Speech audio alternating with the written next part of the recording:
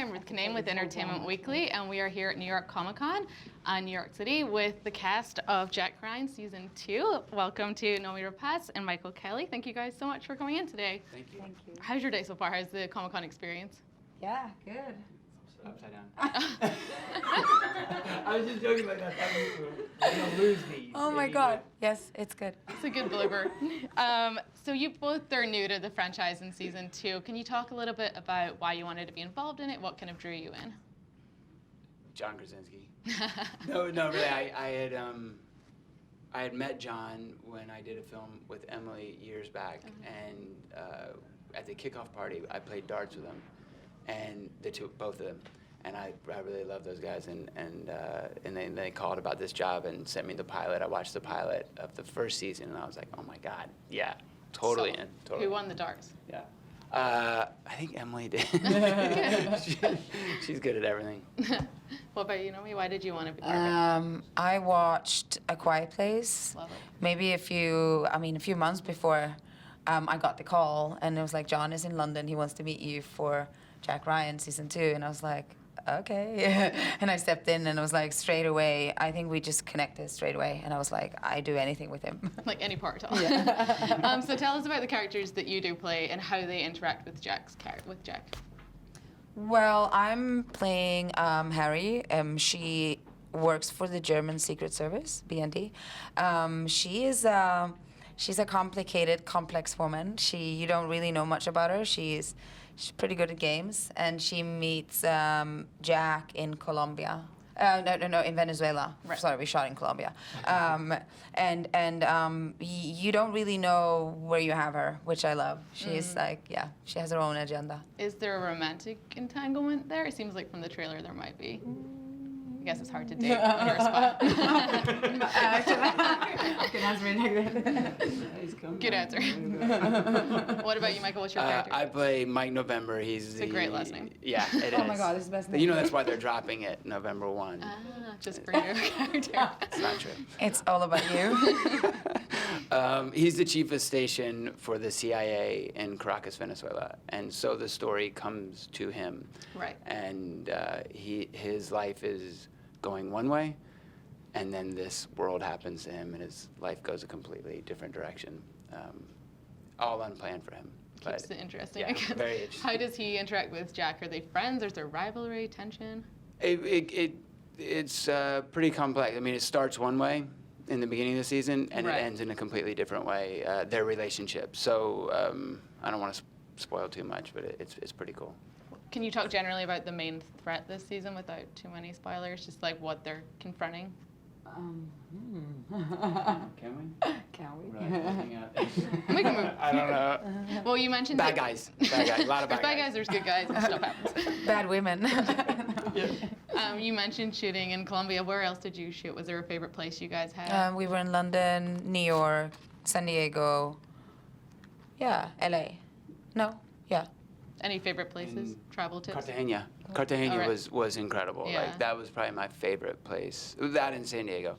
I love Bogota as well, but yeah, Cartagena is a really incredibly beautiful place. That's probably my favorite. Nice. Noomi, you're no stranger to doing stunts. I believe you've done a lot of your own in the past. Was there any new skills you had to learn for this, or any injuries for either of you? I feel like every project will include an injury for me, but we were just talking about it. Like I had a broken toe when we started shooting, and I had to like basically tape my toe into like pull it into place and like tape it so it couldn't move when I was doing all the running scenes. So I was like struggling with that. I bet it was great when you finally took your shoe off. Yeah, but that's when you feel it. So I had to Yeah. like kind of ice my foot to kind of numb it out between takes. Right. Any for you? No, I mean I'm 50, so I think it was just an overall sense of pain throughout the whole thing. My knees, my back, like whatever. But you're doing stuff that you did like when you were 8. You know what I mean? Or what you envision as being fun as an 8-year-old: helicopters and shooting guns and running through palaces and just a lot of great action that you don't always get to do as an actor. Totally. Was that the most challenging part then, the physical, like the action parts, or was there like jargon to learn that you were like, ugh? I feel like there was one fight sequence I had in a very narrow space on a ship, which was quite hard. We didn't really have time to rehearse it because we got to, like, we didn't have the set before, just a day before or something. So I feel like you can be on really big productions, but most of the days you have to think on your feet and kind of come up with solutions on the day anyway and just be open for whatever happens. But yeah, I love all that. Because we shot on operating like real ships, Right. you know, with crew members. You know, it was with the no rehearsal, it was really true. Like you just said, like, okay, you now have the ship Right, go for for it. this amount of time. Yeah. Go for it. Yeah, Don't mess up. I think for me though, the most challenging was my character is bilingual and I am not bilingual. Right. Oh, yeah, me too. Yeah. Learning Spanish, that's on me. I should know and speak Spanish. I don't. And so I had full scenes, you know, as the chief of station in Venezuela, you should be able to speak Spanish. So I had to learn, Do you know, have and some it's fun phrases that you can now say that you'll never use again? You know, I think it's literally one of those things you. What did you learn? Yeah. That's how good he is in Spanish. That was so good. I had to learn German, and it was the same. I had like German scenes. I don't speak German. Right. People are like, yeah, we just added some lines. I was like, yeah, great. Is there one point of the season that you guys are most excited for people to see? Again, no spoilers, but just like, whoa, when you get to episode 5, you're gonna. I feel like there's so many twists and turns. I love that. It's not a predictable story. You don't know where it's gonna go. So I feel like something happens in every episode that kind of is a game changer, sort of, which makes it like you're kind of sitting on. Yeah. So when you get the scripts, is it the same thing? Like you're just tearing through them?